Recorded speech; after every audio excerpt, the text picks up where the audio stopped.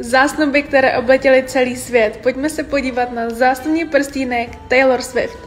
Prstínek bych popsala slovy vintage, nádherný, unikátní, originální diamant.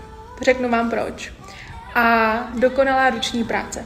Hlavní dominantu má ten nádherný a jak jsem zmiňovala, originální přírodní diamant. Je to diamant ve výbrusu Old Mine, neboli Elongated Cushion, což znamená prodloužený polštářek. Je to typ výbrusu, který se úplně často nevybírá do zásnubních prstenů, ale myslím si, že tenhle zásnubní prstínek odstartuje nový trend a budeme ho vídat čím dál tím častěji, za což jsem hrozně ráda.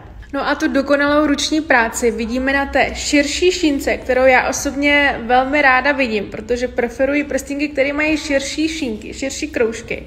A na té šínce vidíme dva drobné boční kamínky, jeden z každé strany. A tu dokonalou ruční práci ručním rytím od zlatnice, která vyráběla tento zásnubní prstínek. Není to potvrzený, já osobně si myslím, že to je ona, velmi ráda sleduje její práci a myslím si, že to je přesně její typ práce. Diamant by měl mít váhu mezi 8 a 10 karáty a cena je odhadovaná mezi 15 a 20 miliony korun.